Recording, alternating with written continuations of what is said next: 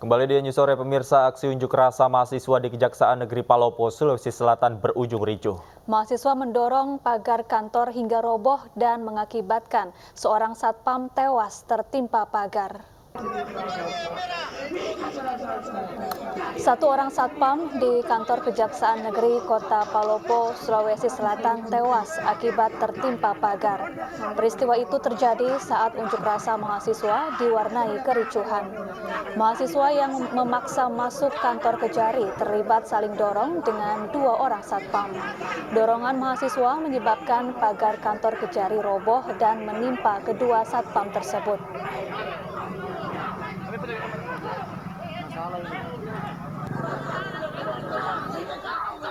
Dalam aksi unjuk rasa, mahasiswa menuntut Kepala Kejaksaan Negeri Palopo dicopot. Hal itu terkait dengan sejumlah kasus korupsi yang belum juga selesai ditangani Kejari setempat. Kedua satpam yang menjadi korban sempat dibawa ke rumah sakit. Satu korban meninggal dunia, sementara satu lainnya masih menjalani perawatan intensif.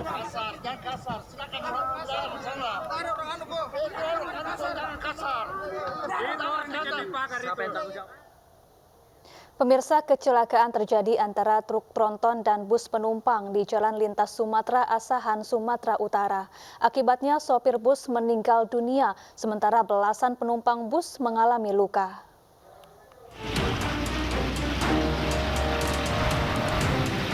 Kecelakaan maut antara bus dan truk terjadi di Jalan Lintas Sumatera, Kisaran Asahan, Sumatera Utara. Peristiwa ini mengakibatkan bus rusak berat setelah dihantam truk tronton bermuatan sembako. Kejadian berawal saat bus melaju dari Dumai menuju Pematang Siantar. Saat melintas di lokasi, tiba-tiba bus dihantam truk tronton dari arah Medan menuju Rantau Prapat. Akibat kecelakaan ini, sopir bus tewas sementara belasan penumpang lainnya mengalami luka-luka. Penumpang yang terluka-luka ada nggak Kak tadi? Ada. Ada juga ya? Ada berapa orang kakak penumpang dari dalam itu? Tahu nggak hitung lagi. Nggak hitung. Penumpang yang luka telah dirawat di Rumah Sakit Wira Husada, sementara kasus kecelakaan ditangani unit Laka Lantas Polres Asahan. Dari Asahan, Sumatera Utara, Ulil Amri, iNews melaporkan. Pemirsa, polisi mengusulkan jam berangkat kerja diatur untuk menghindari penumpukan di jalan yang mengakibatkan kemacetan. Pemprov DKI Jakarta akan mempertimbangkan usulan tersebut dan membahasnya dengan instansi terkait.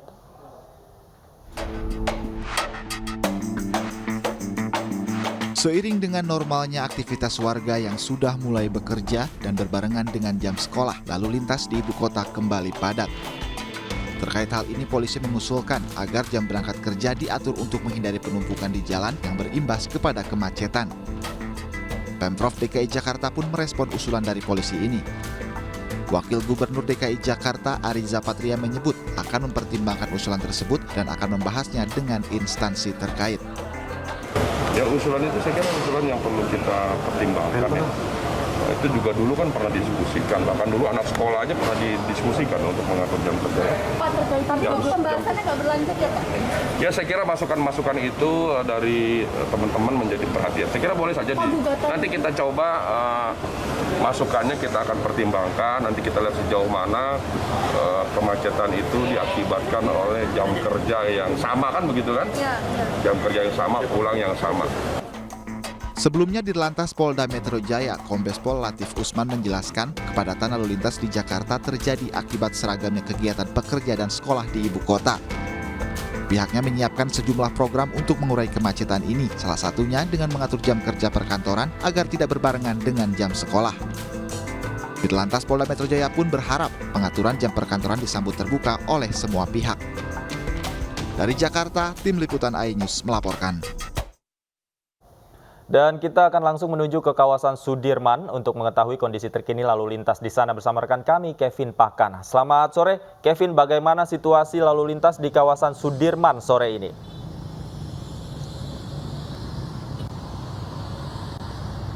Ya, selamat sore Davi, Syafar dan juga pemirsa. Memang pasca dilonggarkannya masa PPKM yang membuat para karyawan atau para pekerja yang bekerja secara 100% dari kantor ini juga berdampak kepada sejumlah arus lalu lintas terutama yang ada di kawasan DKI Jakarta dengan kembalinya padat atau menimbulkan adanya kemacetan.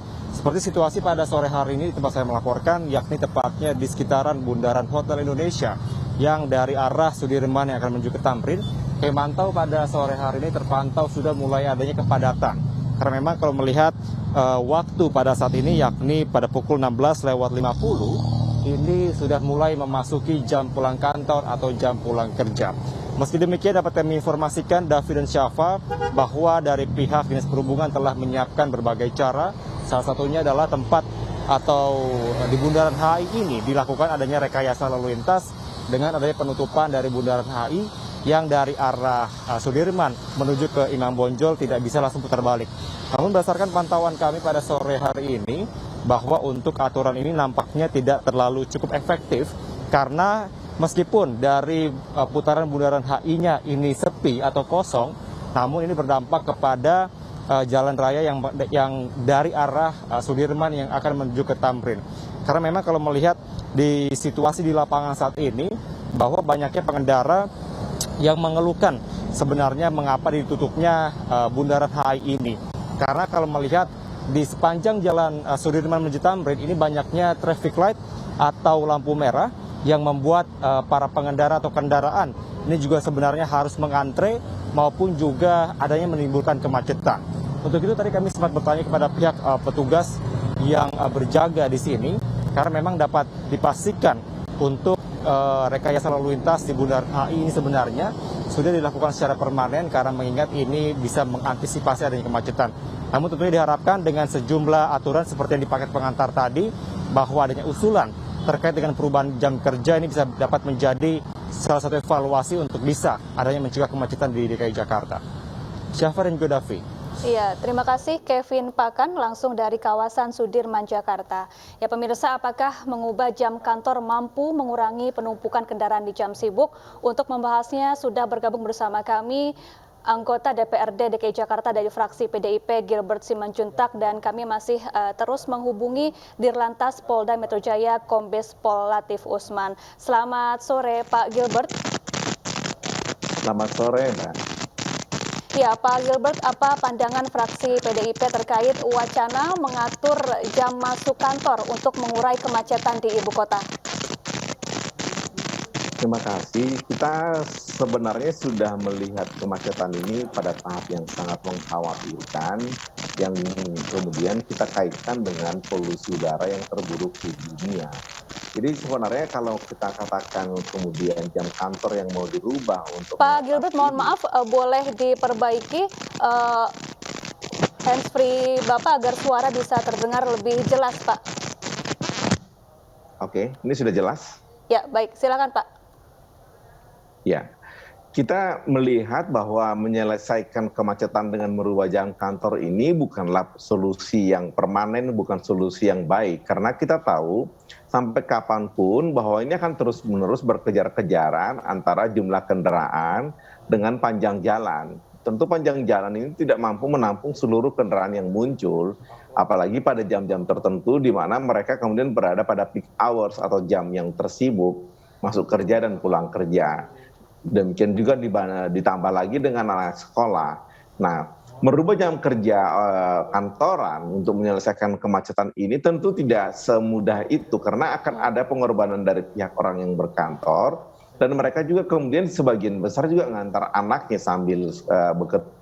Kemarin sebenarnya sudah dicoba untuk membuat anak sekolah berangkat jam 7 biar kemudian sekalian orang yang ke kantor itu tidak terlalu macet. Tetapi apa yang terjadi? Kita lihat sekarang ya memang jumlah kendaraan yang bertambah terus, sehingga yang harus dipikirkan sebenarnya adalah mengurangi jumlah kendaraan dan menyuruh masyarakat menggunakan kendaraan umum. Itu yang harus dipikirkan, karena di negara maju semuanya itu yang terjadi begitu, dan di negara yang padat penduduknya pun itu yang dilakukan dan berhasil begitu. Oke.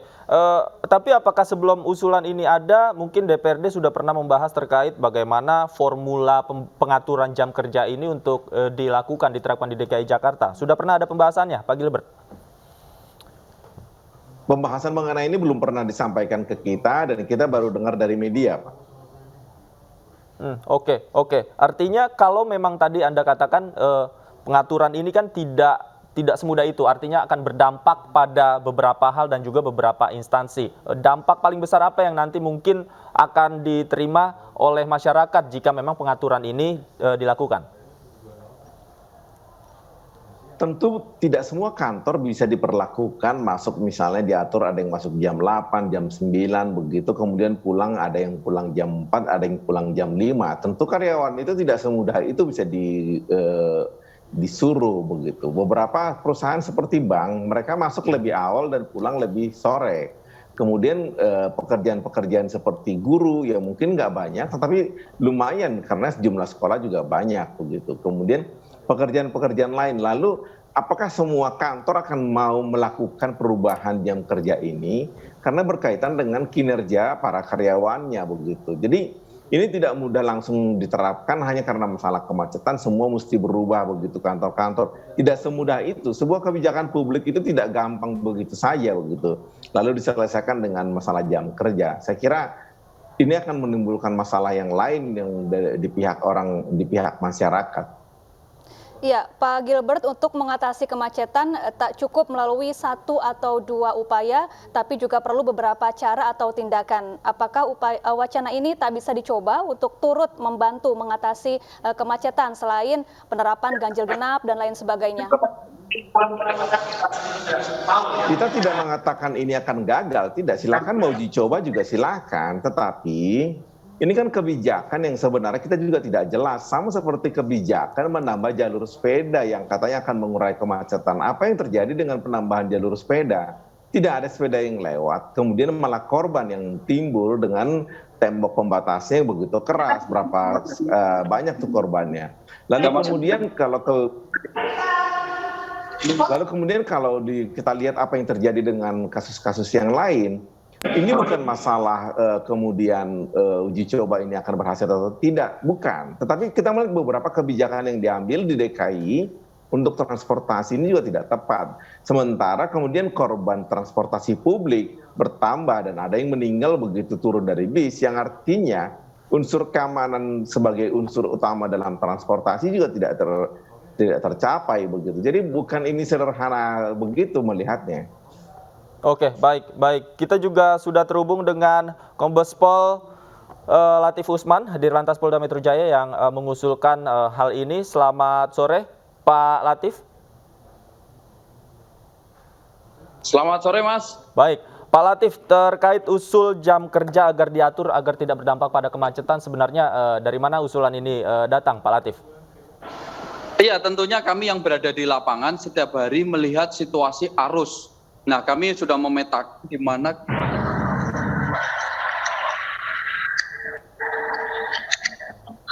tentunya kami terusik dengan situasi yang ada, di mana ada waktu yang sebetulnya bisa dimanfaatkan masyarakat secara dalam artian tidak bersama-sama untuk waktu tertentu, yaitu khususnya pada jam di pagi hari akan terjadi kepadatan dari jam 6 sampai jam 9.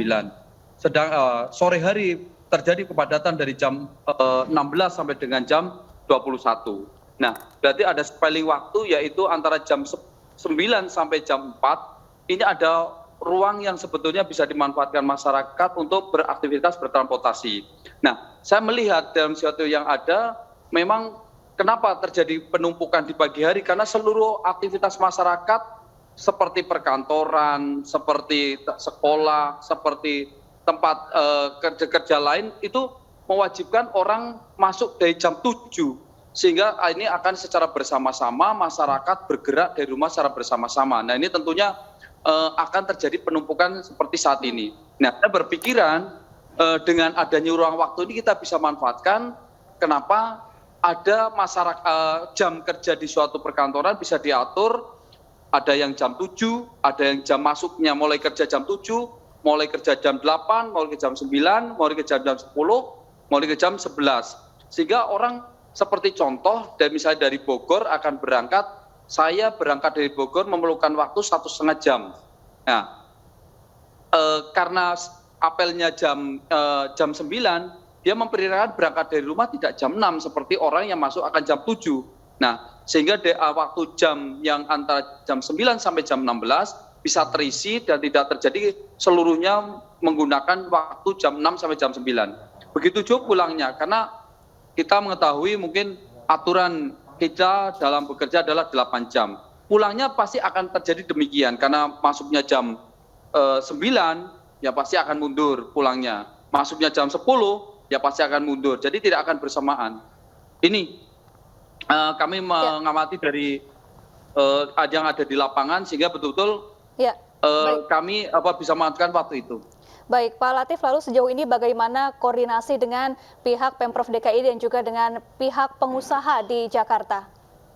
Iya, ini kan makanya ini sebetulnya kami dalam waktu dekat ini kami akan melakukan koordinasi, melakukan diskusi, karena ini kan butuh pengkajian juga memang. Apa yang kami sampaikan ini adalah kami yang berada di lapangan, kami yang mengatur jalan, melakukan penjagaan, kami yang berada di setiap hari di jalan, kami tergelitik gitu. Seolah bukannya berat, tetapi seandainya ini bisa diatur sedemikian rupa kan akan lebih mudah. Ini memang suatu wacana yang memang kami gulirkan untuk kita bicarakan. Kalau memang itu lebih efektif bisa membantu kelancaran di Jakarta, apa salahnya? Dan menurut saya tidak kalau dulu kan pandemi ada pembatasan. Kalau ini kan bukan pembatasan, hanya mengatur waktunya saja untuk mereka mulai aktivitas kerja. Demikian, Mbak. Oke. Terakhir singkat saja. Ini kan selama pandemi kita ketahui bersama pekerjaan bisa diatur melalui work from home begitu. Apakah opsi ini tidak bisa dijalankan khususnya untuk mengatur lalu lintas dan mengurangi kemacetan? Iya, tentunya kegiatan tersebut pun bisa. Dalam artian orang yang tidak perlu kerja di kantor ya memang harus berada di rumah, itu pasti akan sangat membantu. Gitu.